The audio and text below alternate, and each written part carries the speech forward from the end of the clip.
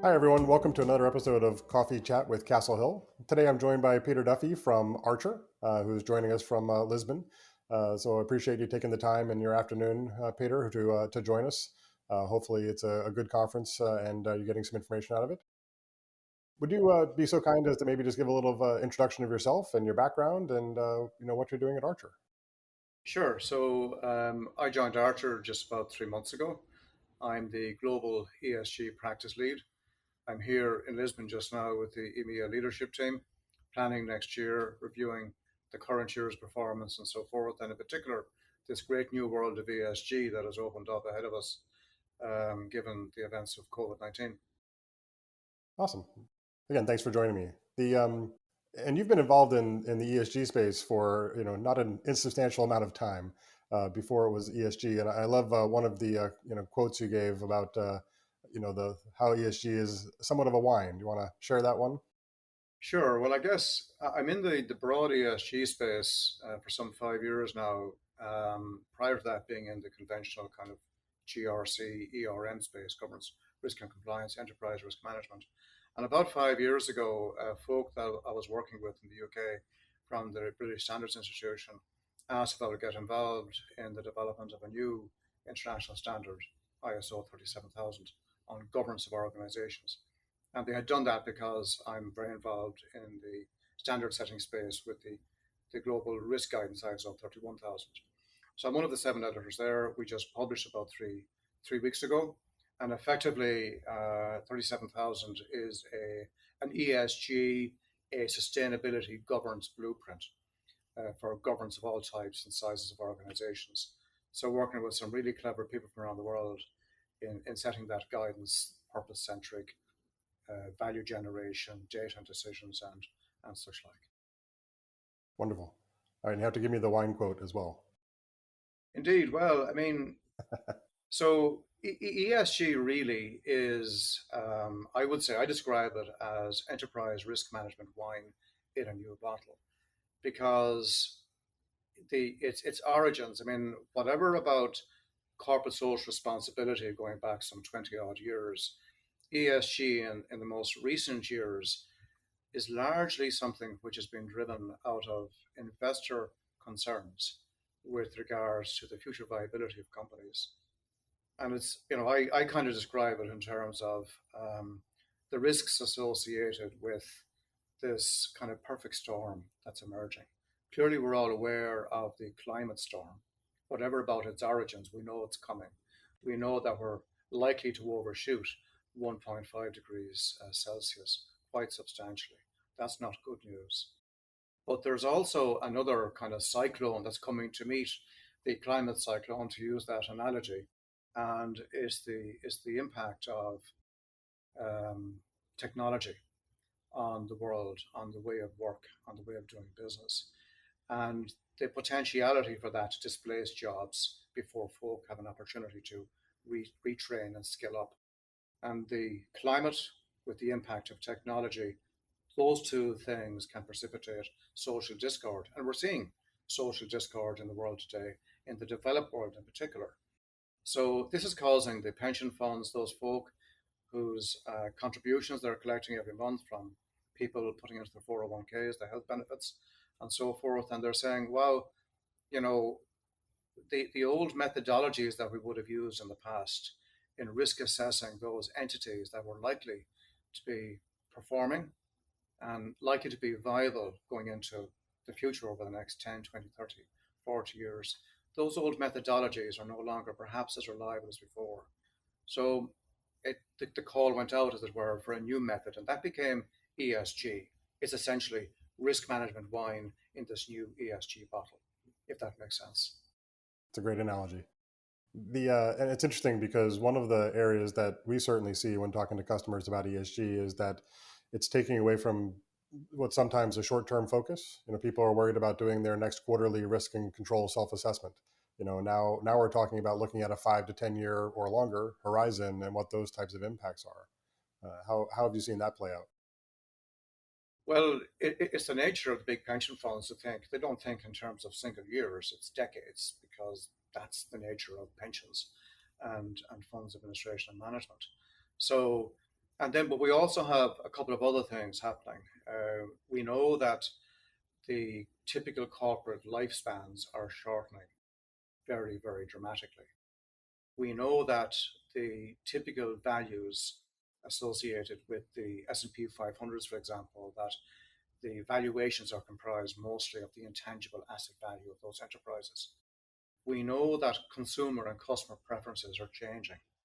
We know that organizations today really are going through this rite of passage from an era of short termism, driven largely by shareholder primacy, that era of shareholder primacy. There's this kind of rite of passage now, and it's a painful one for lots of organizations, through to long termism and broader stakeholder capitalism, where people, planet, profit, all of these things need to be factored in to decision making, long term planning, long term performance, and viability. So it's inexorable. That's the flight path for sure. And the ISO standard that's just been published, right? That being a governance standard is largely, or not largely, but has a significant focus in that area. Absolutely, it has, and when we started working on that particular document some 5 years ago, we really had no sense that ESG would have taken off as it has.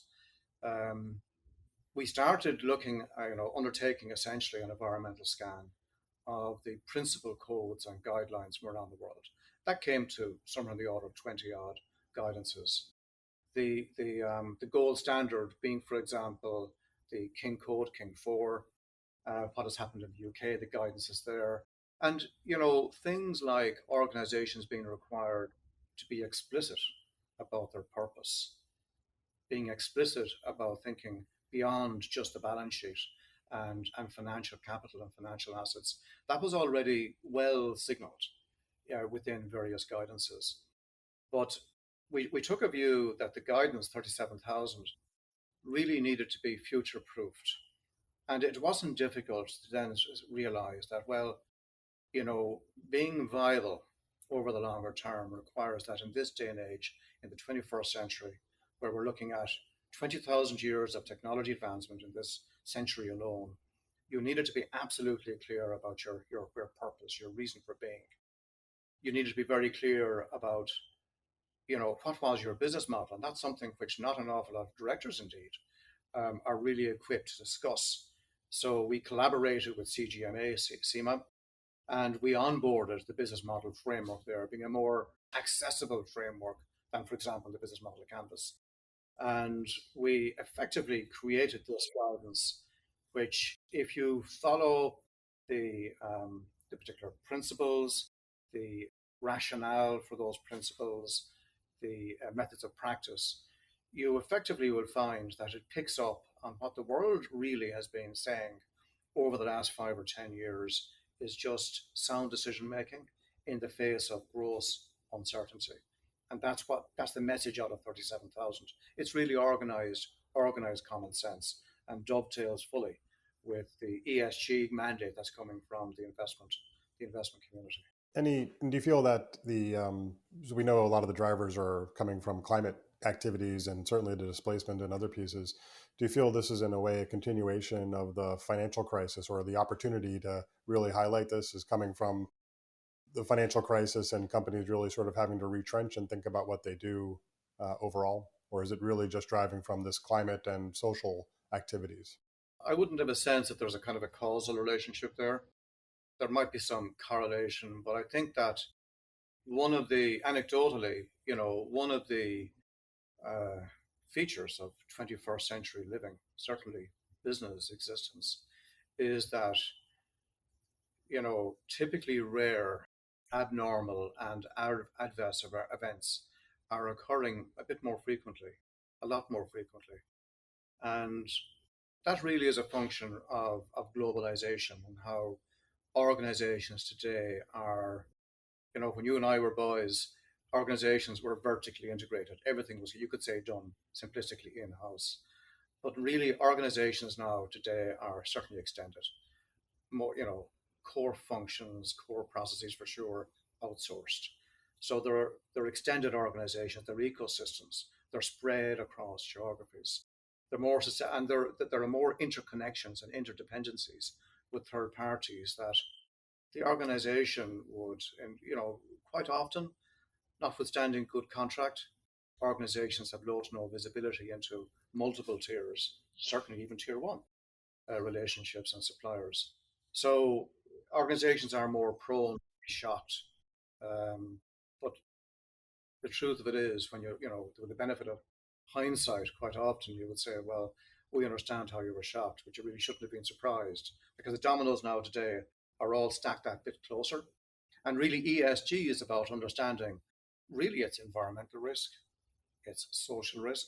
We always had the G for governance. But if you haven't thought things through, you'll be held out as having been bad stewards and bad governors of an organization. So there really isn't any room to hide now, other than just being really having all of your decisions grounded in organized common sense. And that's not easy if you're a behemoth multinational corporation spread across geographies, having to be in full compliance in different jurisdictions, even though regulation and statute can sometimes conflict across those geographies as well. It's not an easy task, but that is the challenge for multinationals in particular. And you mentioned the G has been there all along in a way, but G has also been there from a GRC perspective, not to overuse that. And my own personal experience has been that the governance aspect has often been, let's just make sure that we're doing what we're supposed to do, as opposed to, I think in ESG, what the request is, what the goal is actually to be thinking ahead and being more proactive. Is that fair in the standards and guidance? Well, it is, and if you think about the etymology of the word governance, it goes back to the Hellenic Greek steering. So to steer a vessel back in those days, well, you had to know where you were going from. You had to know where you were going to,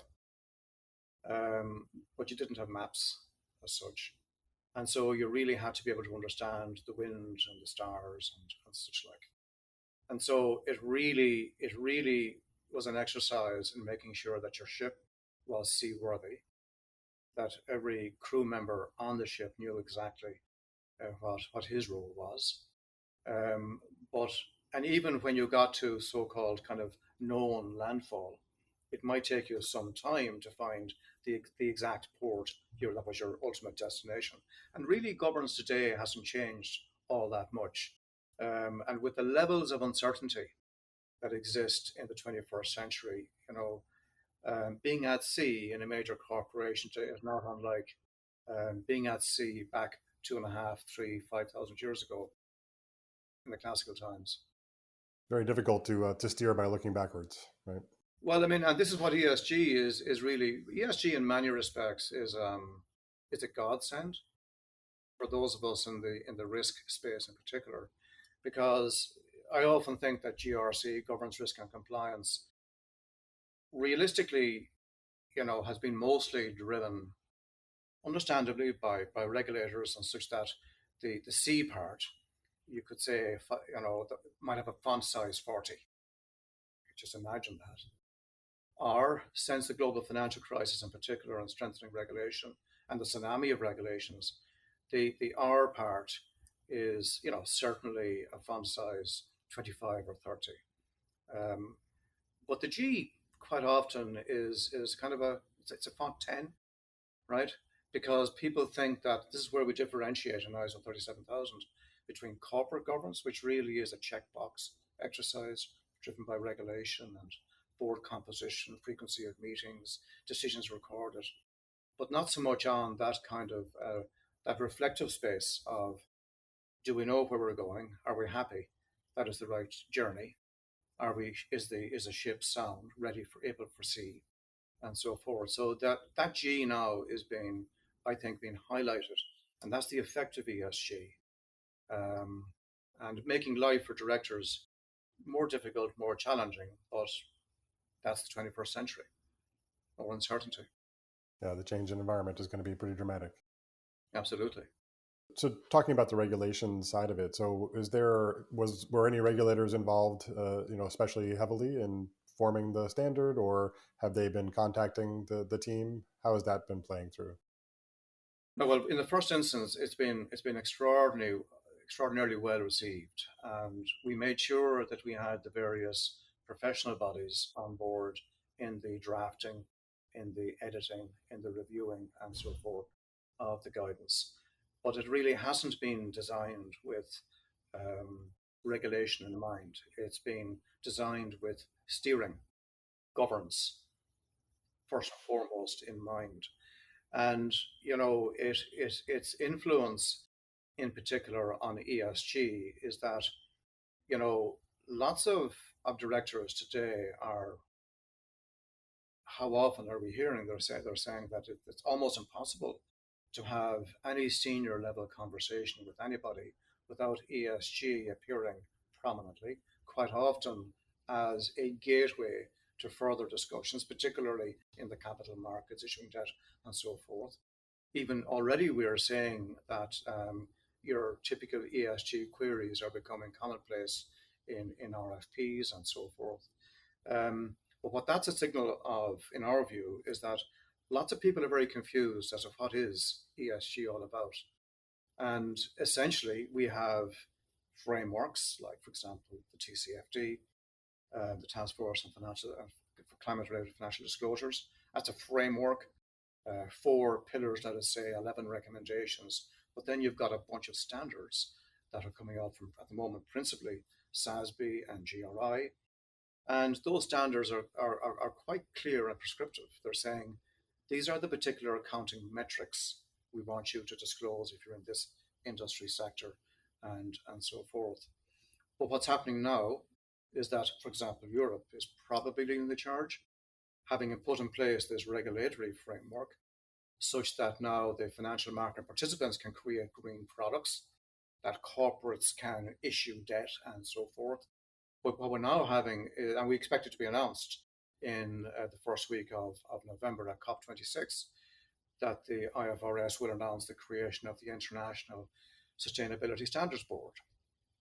And the expectation is that, notwithstanding differences in approach um, in the different, let's say, global trading blocks around the world, that there is definitely evidence of um, cohesion and alignment between the disparate standards, and that over time, I think we're going to see the ISSB producing what, in effect, will be regarded in many cases, certainly in relation to climate, the global standard. One thing which is interesting, you mentioned, you sort of touched on the expectations from a disclosures, from an RFP perspective, from a financial perspective.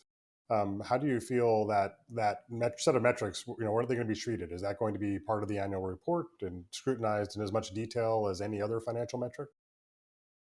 Sure. So the the the the, the mood music in the background is that the train has left the station with regards to, ultimately, within the foreseeable future, within the next short number of years, we're going to not have multiple reports like the main report, the financial report, and then the various sustainability reports and so forth. We're going to have one report which will reflect the financial state of health of the organization as well as the non-financial, all of the ESG non-financial metrics merged, aligned with coherently the financial data. So we're heading towards one main report. Um, and of course, the audit profession were noteworthy that, for example, PwC announced earlier this year hiring of 100,000 people over the next 5 years just to address the whole area of ESG audit alone. Europe, we know that by 2024, depending on the timelines, that corporates, 49,000 corporates, will be required to give at least limited assurance with regards to their disclosures. So uh, this means that anything that you have been disclosing, maybe somewhat casually in the past under corporate social responsibility, that day has now changed. The level of rigor that will be applied to evidencing your non-financial disclosures will be at the same standard as the level of rigor applied to financial control and financial administration. So all the non-financial activities now, those metrics being as important as all of the financial metrics in an organization. That day has arrived. We're just waiting for the day in which you'll have to do it in practice. I know that Europe has really been setting the standard for a lot of this overall. Europe, the UK regulatory bodies, some other areas, seems that every 3 months or so there's some significant standard or regulation that's coming across the world. Is there any other part of the world that you see really embracing this or starting to lead the charge? Well, actually, there's right across the world. You see the International Organization of Stock Exchanges, IOSCO. It has effectively accepted the 17 UN SDGs, TCFD. You're having more and more countries, and countries that you might not have regarded as those that would have been strong on corporate governance in the past, now mandating TCFD, climate-related financial disclosure, that those disclosures are required for all issuers, and those companies come into the stock exchanges and so forth. So, in different ways, quite frankly, it's difficult enough to find any kind of a reasonable sized country that isn't moving very steadily in this, in the one direction. The question is as to to what extent they will embrace the kind of common standards and so forth. But for sure, everybody is pointing in the same direction. There's almost no country that is not aligned in some way, shape, or form with the overall direction of travel. And what I've found interesting is the input that smaller countries or less notable countries who may not have that ability to interact or create their own carve out with some of these activities, that they're being able to get their voice heard, whether through the UN or through these international bodies. So Yeah, that's true. And even my own small country, Ireland, in Ireland, for example, in the last month or so, I hope you can hear me okay. There's some noise in the background, perhaps I was not coming across too loud for you. But in Ireland, just in the last 3 or 4 weeks, our government has put the population on notice that for the next 3 or 4 years, we're likely to experience power cuts. Um, and largely down to the fact that we've signed up to the the Paris Agreement. Um, the requirements are becoming more stringent, and you cannot, you know, um, light up, as it were, those old fossil fueled power stations. And if we could, we simply won't. And it's been interesting. People actually, the ordinary folk in the street, are saying, well, they can see, they can sense change. They know they won't like the power cuts and freezing winters and so forth, but it's inevitable. So there seems to be an acceptance. We'll see what it'll be like in practice. But even Ireland is a very small country, sees it has to play its role. And simply by playing its role, it is making a contribution and being seen to do so. that's an amazing space that um, you know hopefully we're not coming at this a little bit too late in the space, but we're making a lot of progress at least with what we're doing. Well, it's hard to know. I mean, I attend minimum 8 or 10 significant webcasts per week. I haven't yet seen a chart that suggests, even remotely, that we're heading anywhere near 1.5 degrees Celsius. We're heading quite close to 3 degrees, I would think, because none of us know the margin of error. And but there are certainly cause for concern, and that really is at the root of what is really worrying governments, but also the pension funds, because every increment that you get above 2 degrees is increasing uncertainty significantly for businesses. And pension funds need businesses to be profitable, viable over the longer term. And there are grounds for concern, for sure. So maybe just turn a little bit to your role at Archer. So how is Archer looking to help in the ESG space? How are they looking to create that new wine in a similar bottle? Well, we spent quite a bit of time consulting with the global, given I guess my role in the ISO standard setting space and connectivity there with the other standard bodies. We spent quite a considerable amount of time thinking through the ultimate kind of flight path towards the one main report, the integration of non-financial and financial data. But the reality is that most organizations today, they get the flight path, they see the direction of travel, they see where we're going to end up. But even those organizations that have been quite advanced and mature in the area of ESG reporting and so forth over the last number of years, they're still doing much of their work manually, you know, collecting data across multiple hundreds of data sets, even reasonable, mid-sized multinational firms. And the first real point of pain they want removed is, what tool sets can we use to introduce automation? Because now it's been a huge exercise to do this just once a year, but now we have to do it, my God, for certain metrics daily, monthly, twice yearly. So that's a huge, huge, huge challenge.